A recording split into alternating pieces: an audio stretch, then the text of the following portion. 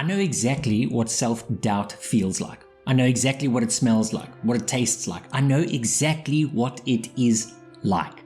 And that's because I often doubt myself. So at times when I have to give a presentation, when I have to talk or deliver a message, there's that moment just before where I think, Warren, what if this doesn't work? What if you forget what you were supposed to say? What if it just doesn't come out right and you get stuck? And I know what those moments feel like, especially in public speaking. There's like a gap where I have to fill that gap, and no matter how much I've prepared, no matter how many times I've gone through the message, sometimes I've even presented the message beforehand to make sure that I'm properly prepared, but before I'm going to deliver it, I still have those moments of self-doubt. I have similar moments of self-doubt when having to speak to people. So when people come in a counseling setting, especially if it's a new person, I will often think, well, what happens if we just don't connect? What if I can't answer any of their problems? What if I tell them the wrong thing? I project a little bit as a man, not a lot. I project just a little bit, and I think, oh, what if it doesn't work? In those moments of self-doubt, it's easy to allow that to cripple me and to get me to sort of fall back into my shell and not to be effective. And then I start asking, well, what happens if I'm not able to do this? What happens if I am just not confident? What happens if I am not able to speak like I'm supposed to? What happens if I'm not able to, and this goes to all different spheres of life, I'm not able to be disciplined. I'm not able to do my finances the way I'm supposed to. I'm not able to raise my children. I'm not able to be the husband I'm supposed to be. I'm not able to. When we do that, it's easy. So the easy path is to put more effort in. The easy path is to try harder. The easy path is to say, well, just get some more willpower and just, grit, grind and get through it. And if you have to, just fake it till you make it. Often that's what we all do. And then we get into this cycle of I have this self-doubt where I think I can't, then I try harder, and maybe there is just a little bit of success, and then I fall, and there's failure again. And then I feel even worse. I'm even more despondent. I doubt myself more the next time. And then I look at other people and I see, and I think my perception of them is that they must be judging. What are they thinking? What are they saying behind my back? And so my whole life is filled with all of these negative things, all surrounded and caused by this doubt that is so internal. So if I have to, I've shared this obviously with Jess many times, and she will say, but love, that's not how you come across. When you speak, it seems like you know what you're doing and what you're saying. And very, very often, everyone around me will say that they have a very, very different perception compared to what I'm feeling internally. And if that's how you feel, well, welcome to being human. It's not that you're weak. It's not that you're different. These are the things that we face. And it doesn't matter how long you've been a Christian for. These could be things that you might have dealt with many years ago and you're still dealing with it. It's not necessarily a sign that you're not maturing in your faith. I think it's just a sign that we're living in a broken world and that we are still in our human bodies and having to face with human difficulties. And that's going to be a constant. So it's something that we are going to have to deal with all the time. So the secret here is that when we can call out self-doubt for what it really is, because self-doubt is actually just self-reliance in disguise. The reason why you are doubting is because of the first word, which is self. You are relying on yourself. In those moments when I feel that anxiety, when I have those thoughts of self-doubt, it's because my focus is on myself. And I'm worried about my performance. I'm concerned about my success, about the perception that others are going to have of who? Of myself. So when we can see that self-focus is at the root of our self-doubt, and it's actually because we are relying on ourselves, the solution is not success. The solution is not that I can have these big achievements so that my confidence can grow and that I can believe in myself more. Like it's not a healthy path to go down, because it's a never-ending path, because you're always going to get to the next thing that's going to be more difficult. And guess what? You're going to doubt yourself in that thing as well. So you're going to have to muster up even more of this self-confidence and end up faking it in an even bigger way. It's not a good place to be.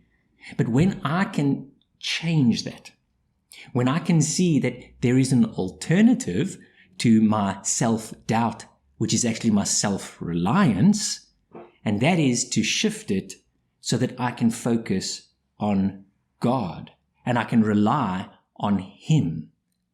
Now, when I can shift it like that, well, then I have to deal with this issue of I'm now going to repurpose my confidence. Instead of it being in myself, I'm now going to put my confidence in the Lord, which is just scriptural. But how do I know that it is confidence in God and that is godly confidence and that it's not just pride? Well, how do I know the difference between pride and godly confidence?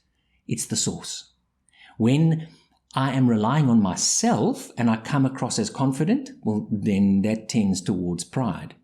But when I am relying on the Lord and on His work and His purpose, well, then that is more godly confidence. And there's a beautiful part to godly confidence that pride doesn't have. And that is that godly confidence works both in success and failure. So when we see that God is able to use not the things that the world says are great for success and achievement, that God is able to use all things, well, that changes how we look at life. It changes how we are going to approach all of the situations that we face. Now, I want to take this reading from Philippians. It's Philippians chapter 3, verses 4 and 8.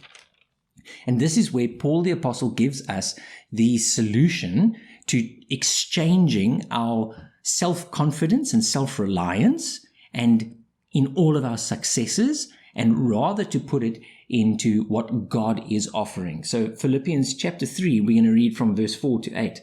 And this is what it says. So Paul says, though I also might have confidence in the flesh, so we would call that self-confidence, if anyone else thinks he may have confidence in the flesh, I'm more so. So, I mean, this is like a proper, it's not even a humble brag. It's just a brag. And he's saying, if you think you have any reason to be confident in your worldly achievements, well, let me just tell you what I've got. And then he starts listing it. And to the audience that he was speaking to, these were things that were, wow, okay, so you're part of the elite. He says, I was circumcised the 8th day of the stock of Israel of the tribe of Benjamin. So he had all of the credentials. I'm a Hebrew of Hebrews. Concerning the law, a Pharisee. That was at the highest level that there was for those who wanted to show how Jewish they were, become a Pharisee. And then he says concerning zeal, so you want to talk about not only did I have the paperwork, but how passionate was I? How seriously did I take it? How zealous was I? Persecuting the church. That's how far he took it. Concerning the righteousness which is in the law, blameless. So nobody could fault him in any aspect of the law. So that's a huge CV. And what he then goes on to say is, but those things that were gain, those things that held so much worldly value, these I have counted loss for Christ.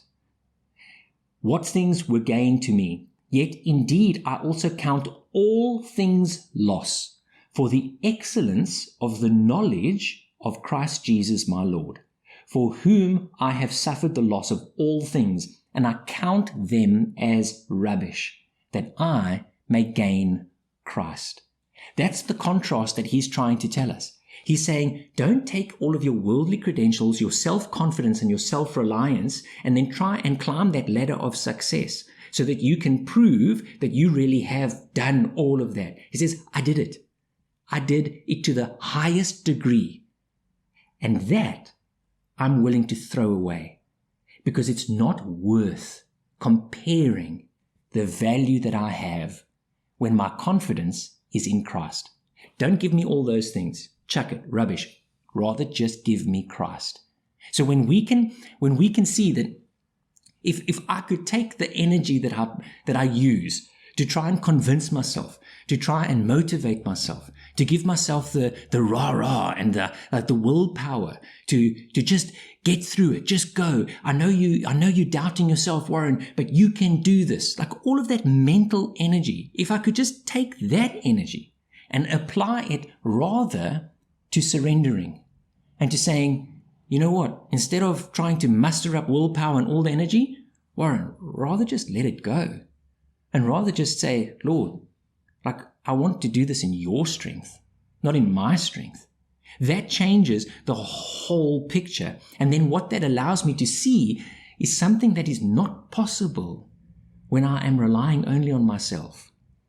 And that is that God is able to use my failures for His good. That's not the world of self-confidence and self-reliance. There's no ways that I would want to look at it like that. I only want to show my success on this side.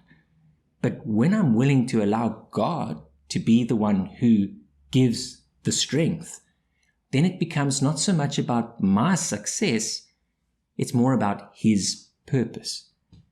And I've done this a few times. And that's why when I speak about this message, like I genuinely do feel it. Because in those moments when I feel anxious and I'm worried about the outcome of the talk, the message that I'm going to give, I have to just take a few moments and quiet my mind and remind myself of why I'm doing this. And then I have to ask myself that question and say, so Warren, is this about you? Like, are you doing this for yourself? Because then maybe you should worry. But if you're doing this for the Lord, then don't worry about making a mistake. Because God will probably use your mistake more than your success. And when I can get to that place, and this is not reverse psychology. So this isn't me saying like, don't worry, Warren, even if you get it wrong, it'll still be right. Oh, but then I get it right every time. It needs to be genuine. It needs to be a case of, do you know what? Even if this doesn't work, Father, you know my heart. And I just want you to use it. And if it means that you're going to use it more through my failure, if I stumble on my words, if I don't get the thoughts right, if it doesn't come out the way that I think it should, then rather just let it be the way that you want it to be. And that's far more powerful, and it frees me up. So in the same book in Philippians, just the very next chapter, Paul writes and he says in Philippians 4 verse 13, I'm going to read the verse, but as I read it, you're going to know the verse. I can do all things through Christ who strengthens me. You've seen the verse. That's the coffee mug, t-shirt, all over the place, fridge magnet verse. But what we don't always take into account is when Paul writes and he says, I can do all things. You see, what we do is that's our motivation verse. That's how I've got a job interview, or I'm playing a big match, or there's something that I really want, and I'm struggling, and then I use that verse to give me the motivation. Like I can do all things. That's not why Paul wrote it. So when Paul wrote that verse, if you read the direct context of it, he's literally saying, I know how to fail. I know how to have nothing. I know how to be hungry. I know how I have to, in all things, rely on Christ's strength. Not just my successes, but even in the difficult times. And when you know a little bit about Paul and what he went through in his walk with the Lord, and the things that he had to endure, and the times when he was beaten with rods and whipped and stoned and shipwrecked, and then you ask yourself, in that moment, whilst they were beating him, do you think he was saying, I can do all things through Christ who strengthens me? Because this is so great, this is a success. Like, this is what an achievement, what an accomplishment. I think he was feeling like, wow, this is tough. And this doesn't feel great. But I know that God can still use this. Even in my difficulty and my pain and my failure, that God is still working. That's the kind of confidence that God wants us to have. And you're never going to get that through self-confidence. You can only find that in God confidence. And that's where we can change this. And we can say, instead of repeating all the time, I'm not able, I can't do this, we get to change it and say, yeah, but God is able. He can do this. He can work all things together for the good, which includes the bad. He can give me strength in all things, in the success and in the failure. So at the very start of Philippians 1 verse 6, Paul tells the Philippian church, and he says, being confident of this very thing. So what is the opposite of self-doubt? Confident of this very thing, that he who has begun a good work in you will complete it until the day of Jesus Christ. And when you can see that your life and the activities of your life and the purpose of your life is not your work, it's God's work, then you shouldn't be relying on yourself to do that work. If you are living to do God's work, then rely on Him. Ask Him for the strength, and He will gladly give it to you, because that is exactly why He wants you to have this relationship with Him. In moments when you feel that self-doubt, in moments when you feel anxious, when you're worried and you start questioning yourself, just ask this simple question. Is this about my performance or about God's purpose? Because that question is going to sort out very quickly where your focus is. Whether you are relying on yourself for the strength and the energy, the willpower to do this, or whether you are relying on the Lord. In 2 Corinthians chapter 3, verse 5, it's such a beautiful reminder. 2 Corinthians 3, verse 5. Not that we are sufficient of ourselves to think of anything as being from ourselves, but our sufficiency is from God. And when you can see that He really is the source of all of our strength, then in those moments when that self-doubt creeps in, you feel that anxiety and your stomach is in a knot and you're unsure and worried about the outcomes, well, let that be a signal, not to try harder, but to trust deeper. Because our confidence was never meant to be in our own ability. That's not why God made us. God made us so that we could find our confidence in His sufficiency, that we can rely on Him instead of ourselves. And when we can see that, well, that's when we start realizing that God is able, even when we aren't.